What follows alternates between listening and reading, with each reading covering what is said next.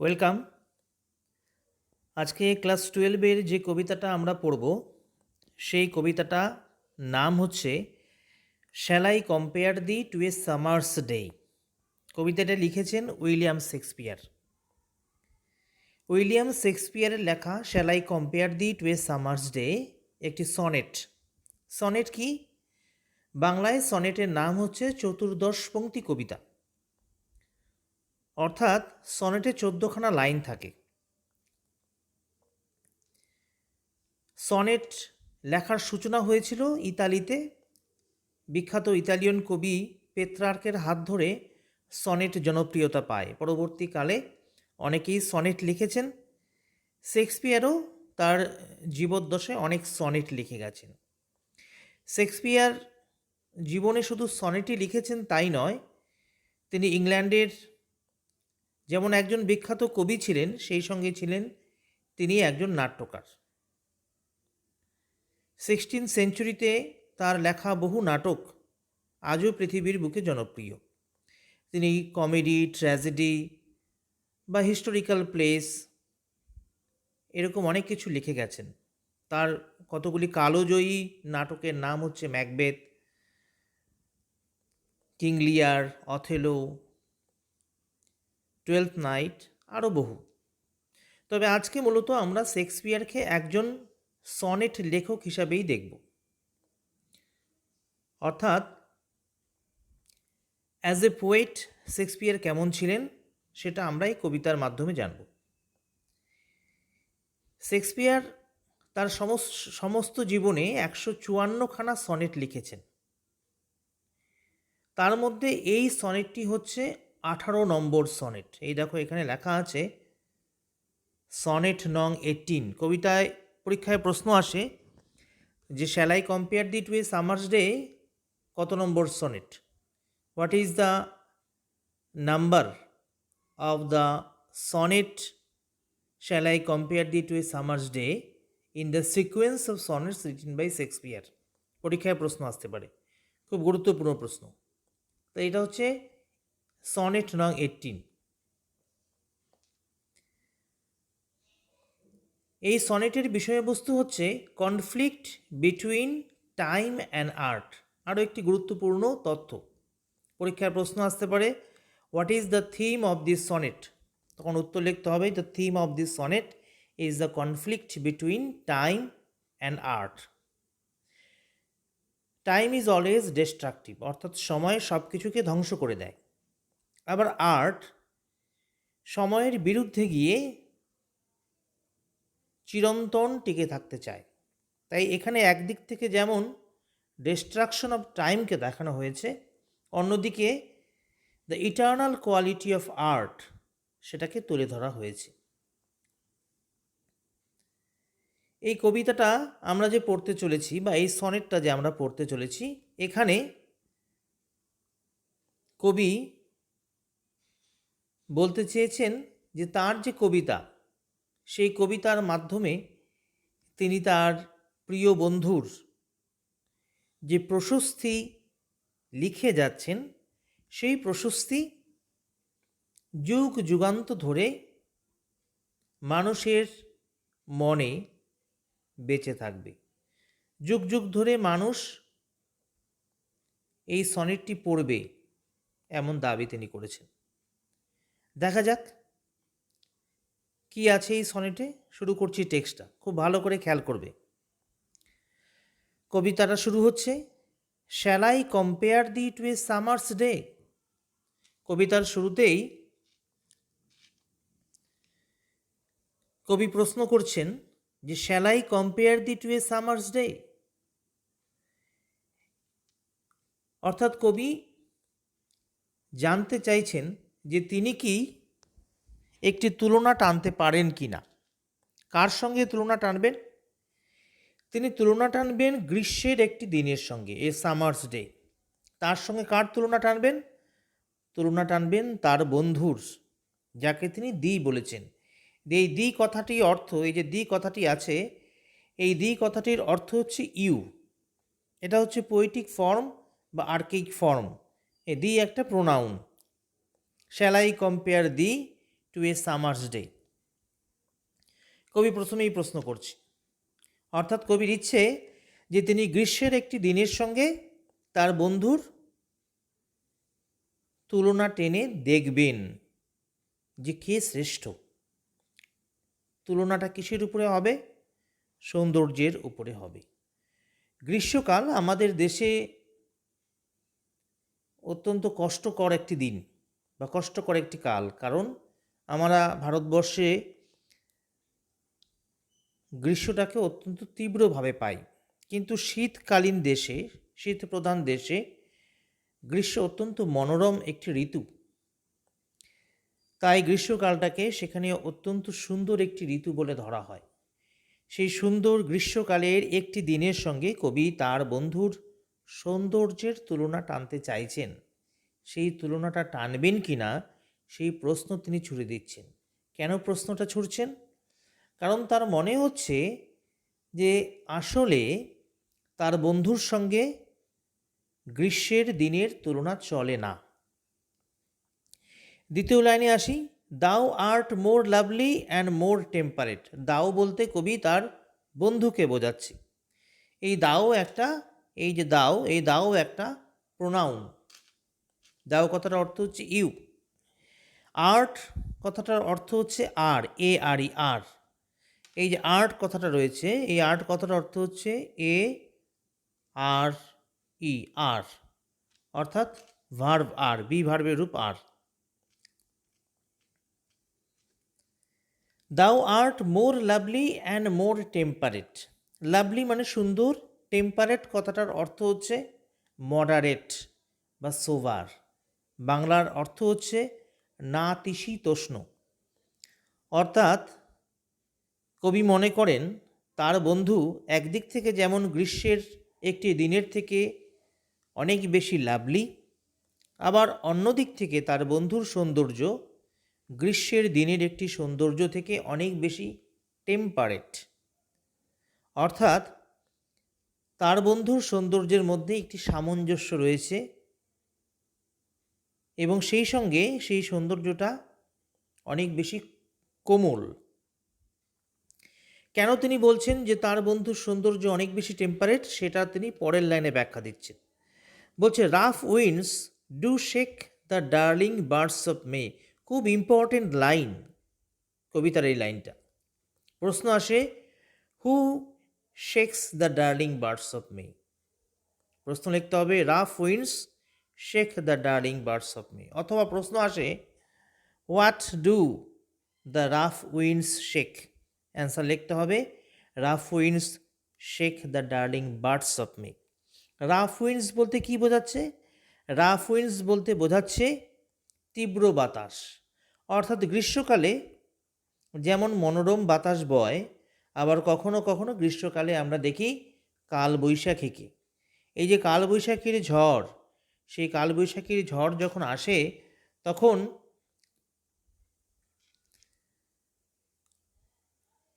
গাছের পাতা ঝরে পড়ে, সেই সঙ্গে যে ডার্লিং বার্ডসগুলো রয়েছে, ডার্লিং মানে কি প্রিয়, বার্ডস মানে কি ফুলের কড়ি, অফ মে অর্থাৎ গ্রীষ্মকালটা মে মাসে আসে এবং মে মাসে গাছে যে ছোট ছোট কড়িগুলো জন্মায়, যেগুলো আর কিছুদিন পরেই ফুলে পরিণত হবে, সেই কড়িগুলি অপরিণত অবস্থাতেই গ্রীষ্মে ঝড়ে, কালবৈশাখী ঝড়ে সেগুলো খসে পড়ে। তো এই যে কড়িগুলো খসে পড়লো, অর্থাৎ সেগুলো ফুল হয়ে ফুটতে পারলো না, এটা গ্রীষ্মের সৌন্দর্যের একটা খামতি। অর্থাৎ গ্রীষ্মের সৌন্দর্যকে নষ্ট করে দেয় রাফ উইন্ডস। এই জন্যই গ্রীষ্মকালকে টেম্পারেট বলা যাচ্ছে না, অর্থাৎ গ্রীষ্মকালটি ঠিক সামঞ্জস্যপূর্ণ নয়। তারপরের লাইনে আসি, and summer's lease hath all too short a date. আরও একটা গুরুত্বপূর্ণ লাইন, বিশেষ করে সামার্স লিজ, এই যে কথাটা সামার্স লিজ, এই যে কথাটা, এই কথাটা খুব গুরুত্বপূর্ণ। লিজ কথাটা নেওয়া হয়েছে আইন বিভাগ থেকে। সাধারণত কোনো সম্পত্তিকে যদি কাউকে ব্যবহার করতে দেওয়া হয় এটা নির্দিষ্ট সময়ের জন্য, বলা হয় লিজ দেওয়া হলো। কবি এখানে কল্পনাটা করেছেন যে প্রকৃতি তার কাছে যে 365 দিন রয়েছে সেই 365 দিনকে কতগুলি অংশে ভাগ করে এক একটি অংশকে এক একটি ঋতুকে লিজ দেয়। অর্থাৎ সেই ঋতুটি সেই নির্দিষ্ট সময়টা পৃথিবীর বুকে বা প্রকৃতির বুকে থাকতে পারবে। তাই গ্রীষ্মকালের জন্য প্রকৃতি একটা নির্দিষ্ট সময় বেছে দেয়। এই সময়ের বেশি গ্রীষ্মকাল পৃথিবীর বুকে থাকতে পারবে না, বা এই সময়ের আগে বা পরেও সে আসতে পারবে না। গ্রীষ্মকালকে যে সময়টা দেওয়া হয় যাকেই বলা হচ্ছে সামার্স লিজ, অর্থাৎ দ্য ডিউরেশন অফ সামার। পরীক্ষায় প্রশ্ন আসে what is meant by summer's lease. Answer লিখতে হবে summer's lease means the duration of summer, and summer's lease hath কথার অর্থ হচ্ছে has all too short a date. অর্থাৎ গ্রীষ্মকালকে প্রকৃতি যে সময়টা দেয় সেই সময়টা অত্যন্ত কম। অর্থাৎ সহজ কথায় বলতে গেলে গ্রীষ্মকাল খুব অল্প দিনেই ফুরিয়ে যায়। তাই গ্রীষ্মের আমেজটা ঠিক উপভোগ করা যায় না। মনে হয় আরও কিছুটা সময় গ্রীষ্মকাল থাকলে ভালো হতো।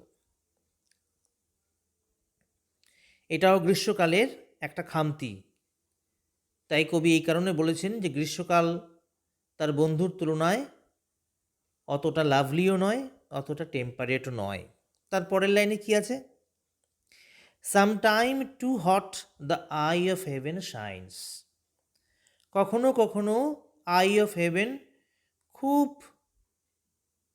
তীব্রভাবে জ্বলে ওঠে, উত্তপ্ত হয়ে ওঠে। Sometime too hot the eye of heaven shines. Eye of heaven মানে কি? আই অফ হেভেন মানে হচ্ছে সূর্য। প্রশ্ন আসে, খুব খুব ইম্পর্ট্যান্ট একটা প্রশ্ন, what is meant by the eye of heaven? 2 বছর অন্তর অন্তরই প্রশ্ন আসে। অ্যান্সার হবে the sun is meant by the eye of heaven, অথবা the eye of heaven refers to sun. অর্থাৎ বলতে চাইছে কখনো কখনো গ্রীষ্মকালে যে সূর্যটা ওঠে সেই সূর্যের তেজ খুবই প্রখরভাবে পৃথিবীর বুকে পড়ে। অর্থাৎ সূর্যের সেই তাপটাকে ঠিক উপভোগ করা যায় না। আবার কি হয়? পরের লাইনে বলছে and often is his gold complexion deemed. আবার কখনো কখনো দেখা যায় তার, হিজ বলতে বোঝাচ্ছে সূর্যকে, সূর্যের যে গোল্ড কমপ্লেক্সন মানে কি? সূর্যের যে সোনালি রং, কমপ্লেক্সন মানে হচ্ছে গায়ের রং। সূর্যের সেই সোনালি গায়ের রং কখনো কখনো আবার মিয়ে যায়, ঝিমিয়ে পড়ে। তার মানে কি?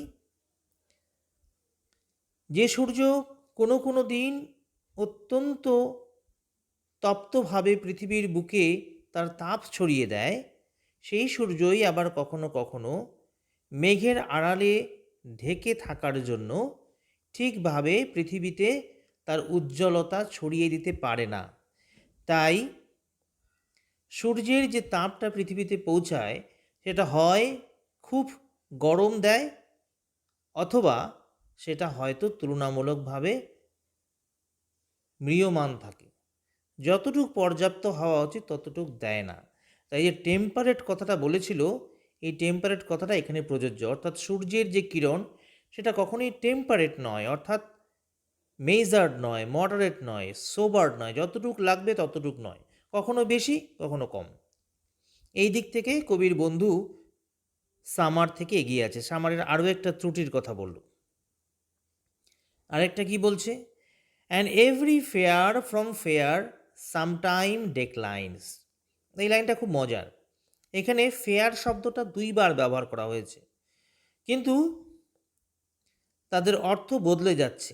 অর্থাৎ প্রথম ফেয়ারের যেটা অর্থ পরের ফেয়ারের সেটা অর্থ না। এভরি ফেয়ার, এখানে এভরি ফেয়ারে যে ফেয়ারটা রয়েছে সেই ফেয়ারটার অর্থ হচ্ছে বিউটিফুল অবজেক্ট। ফ্রম ফেয়ার, এই দ্বিতীয় ফেয়ারটার অর্থ হচ্ছে বিউটি, অর্থাৎ যেটা দাঁড়ালো every beautiful object from its beauty sometime declines. অর্থাৎ কবি বলতে চাইছেন পৃথিবীর বুকে যত সুন্দর জিনিসই থাকুক না কেন, সেই সুন্দর জিনিসগুলি আজ হোক বা কাল তাদের সৌন্দর্য হারিয়ে ফেলবে। এটা যেমন মানুষের ক্ষেত্রে প্রযোজ্য, তেমনি মানুষের এই পৃথিবীর বুকে যা কিছুই রয়েছে প্রত্যেক কিছুর জন্যই এটা প্রযোজ্য। Every fair from fair sometime declines. এই যে সুন্দর জিনিস তার সৌন্দর্য হারিয়ে ফেলে, এটা দুইভাবে ঘটে, সেটা পরের লাইনে বলা আছে। By chance or nature's changing course untrimmed. By chance কথার অর্থ কি? অ্যাক্সিডেন্টালি, অর্থাৎ সুন্দর একটা জিনিস তার সৌন্দর্য হারিয়ে ফেলে কোনো দুর্ঘটনাবশত। হতেই পারে এটি লোক দুর্ঘটনায় তার পা হারিয়ে ফেলল, এতে তার সৌন্দর্যের কিছুটা হানি ঘটল, বা অনেক সময় রোদে পুড়ে কারো গায়ের রং শ্যামলা হয়ে গেল, এতেও তার সৌন্দর্য কিছুটা নষ্ট হলো। বা অনেক সময় যাদের গায়ের রং খুব ফর্সা, রোদে পড়ার ফলে তাদের স্কিনে নানা রকম সমস্যা দেখা যায়, এটাও তাদের সৌন্দর্য কমে যাওয়ার একটা কারণ। অর্থাৎ এই যে সৌন্দর্য কমে যায়, সুন্দর জিনিস তার সৌন্দর্য হারিয়ে ফেলে, এটা কখনো কখনো হঠাৎ করে সময়ের আগেই ঘটে, যেটাকে বলছে by chance. Or by nature's changing course untrimmed, অথবা সেটা সময়ের অগ্রগতির সঙ্গে সঙ্গে ন্যাচারালি ঘটে। এই যে ন্যাচারালি ঘটা, এটাকেই বলছে আনট্রিমড। আনট্রিমড কথার অর্থ হচ্ছে ন্যাচারালি। নেচার্স চেঞ্জিং কোর্স কথার অর্থ কি? কোর্স অফ নেচার, অর্থাৎ course of time, in course of time naturally, অর্থাৎ সুন্দর জিনিস তার সৌন্দর্য হারিয়ে ফেলে কখনো কখনো হঠাৎ করে কোনো দুর্ঘটনাবশত, আবার কখনো কখনো সময়ের অগ্রগতির সঙ্গে সঙ্গে স্বাভাবিক নিয়মে তার সৌন্দর্য কমে আসে।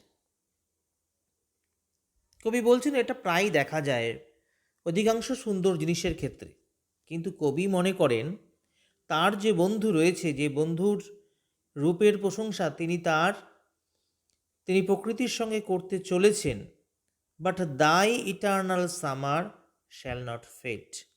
কবি মনে করেন তার বন্ধুর জীবনের যে গ্রীষ্মকালকে আসলে সৌন্দর্যের প্রতীক হিসাবে দেখানো হচ্ছে, সেই গ্রীষ্মকাল তার বন্ধুর জীবনে চিরস্থায়ী হয়ে থাকবে, অর্থাৎ সৌন্দর্য বা তারুণ্য তার বন্ধুর জীবন থেকে কখনো বিদায় নেবে না। তাই তার বন্ধুর জীবনের গ্রীষ্মকালটাকে বলা হয়েছে eternal summer. The eternal summer, অর্থাৎ তার বন্ধুর চিরন্তন সৌন্দর্য বা চিরন্তন তারুণ্য শ্যাল নট ফেড, অর্থাৎ কখনোই বিলীন হয়ে যাবে না।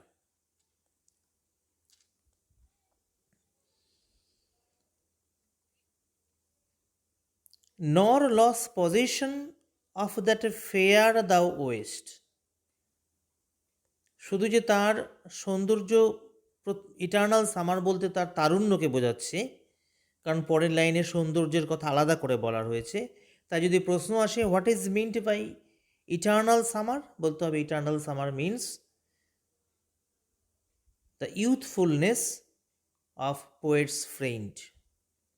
পরের লাইনে আছে nor lose possession of that fair thou owest. তারপরে বলছে শুধু তাই নয়, শুধু যে তারুণ্য চিরন্তনভাবে তার বন্ধুর সঙ্গে থাকবে তাই নয়, তার বন্ধুর সৌন্দর্য কখনো নষ্ট হয়ে যাবে না।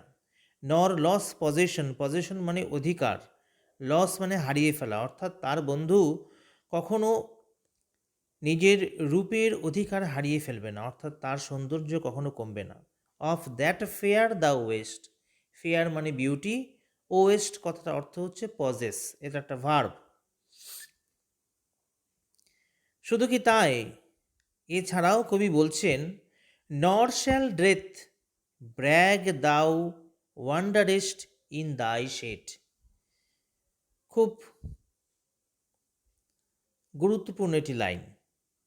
ব্র্যাগ কথাটার অর্থ হচ্ছে বোস্ট, বড়াই করা, অহংকার করা, গর্ব করা। কে গর্ব করে? না, ডেথ গর্ব করে, মৃত্যু গর্ব করে। কী কারণে গর্ব করে? না, এই পৃথিবীতে যারাই জন্মেছে তাদের প্রত্যেককেই মরতে হবে। মৃত্যু তার করাল গ্রাসের মাধ্যমে সকলকে অধিকার করবে, অর্থাৎ মৃত্যুর থাবা থেকে কারো নিস্তার নেই। যেহেতু মৃত্যুর থাবা থেকে কারো নিস্তার নেই, মৃত্যুর ছায়া থেকে কেউ বাঁচতে পারবে না, তাই মৃত্যু তারই ক্ষমতার জন্য অহংকার করে। তাই বলছে ডেথ ব্র্যাগ। কবি মনে করেন মৃত্যুর এই অহংকার তার বন্ধুর ক্ষেত্রে খাটবে না। তাই বলছে নর শ্যাল ডেথ ব্র্যাগ।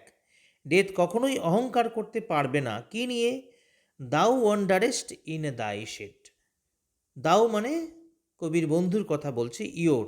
ওয়ান্ডারেস্ট কথাটার অর্থ হচ্ছে ওয়ান্ডার বা রোয়ার, রোম, হেঁটে বেড়ানো, অর্থাৎ চলাচল। মানুষ যতদিন জীবিত থাকে ততদিন সে এক জায়গা থেকে আরেক জায়গায় হেঁটে বেড়াতে পারে, চলাচল করতে পারে, তার সচলতা থাকে। সচলতা জীবনের প্রতীক। কবি বলছেন তার বন্ধুর সচলতাকে কখনোই স্তব্ধ করে দিতে পারবে না মৃত্যু। তাই সে কখনোই সেই জিনিসটা নিয়ে অহংকার করতে পারবে না। ইন হিজ শেড কথার অর্থ হচ্ছে, হিজ মানে এখানে মৃত্যুর শেড মানে ছায়া। অর্থাৎ কবি কল্পনা করছেন মৃত্যুর পর প্রত্যেকটা প্রাণী মৃত্যুর যে আস্তানা রয়েছে সেখানে তাদের চলে যেতে হয়।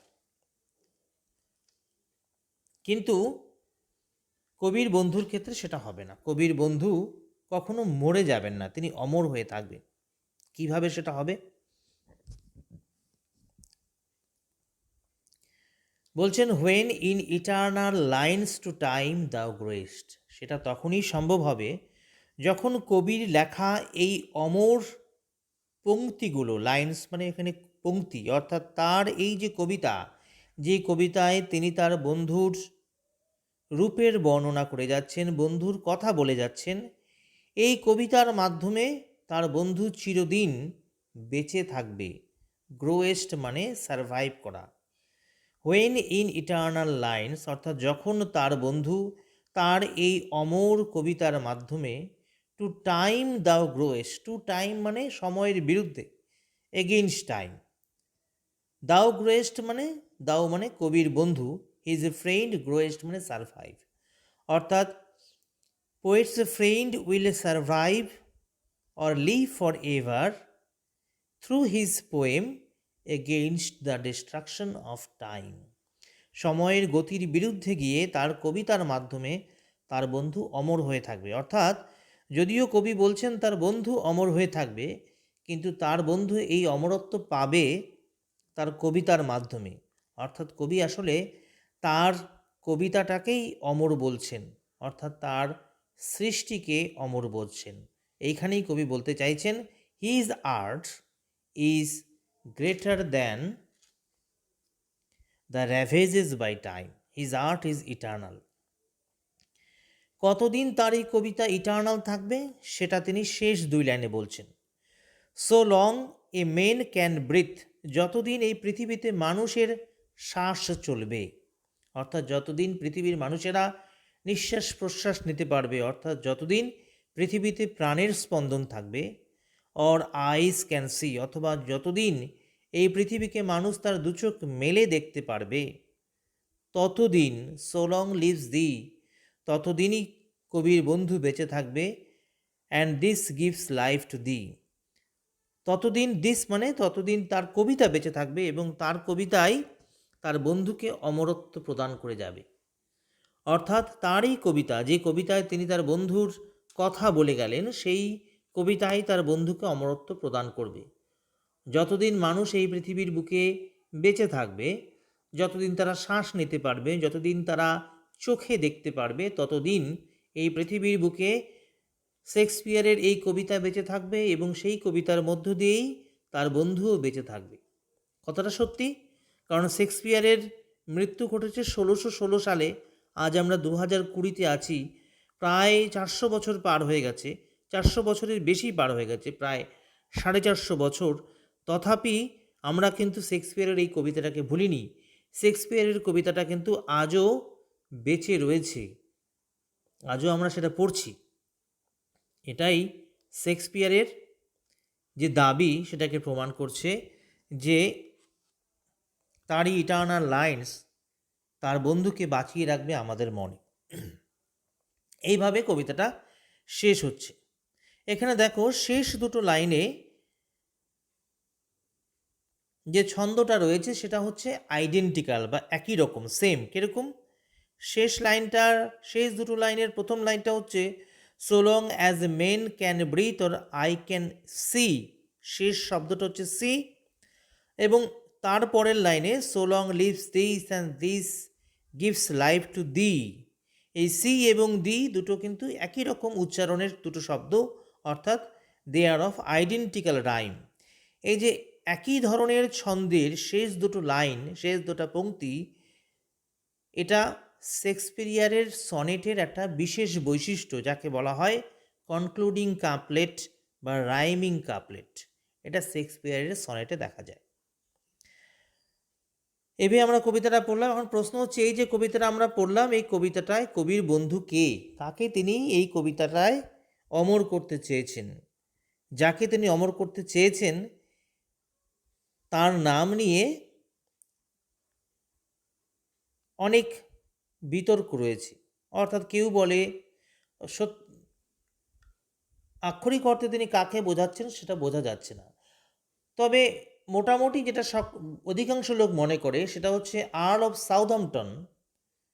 সাউথহ্যাম্পটন হচ্ছে ইংল্যান্ডের একটা প্রদেশ। সেখানকার যে শাসনকর্তা, তার প্রশস্তি গেয়েই এই কবিতাটা লেখা হয়েছিল। তাই আপাতভাবে মনে হলো যে এখানে হয়তো কবি তার কোনো মেয়ে বন্ধুর কথা বলেছে, আসলে তা না, এখানে তার এক ছেলে বন্ধুর কথা বলেছে। এই জন্য বলা হয় শেক্সপিয়ারিয়ান সনেটে ম্যাসকিউলিন ফ্রেন্ডশিপ বা ম্যাসকিউলিন লাভের কথা বলা রয়েছে। ঠিক আছে, এই হলো আজকে আমাদের কবিতাটা। এটা আমি পড়িয়ে দিলাম, বাড়িতে তোমরা এটা পড়ো। পড়ার পর যদি কোনো সমস্যা হয় আমাকে জানাও হোয়াটসঅ্যাপের মাধ্যমে। 2-3 দিন পরে আমি এর উপরে কিছু প্রশ্ন, শর্ট কোশ্চেন দেব। ঠিক আছে, গুড নাইট।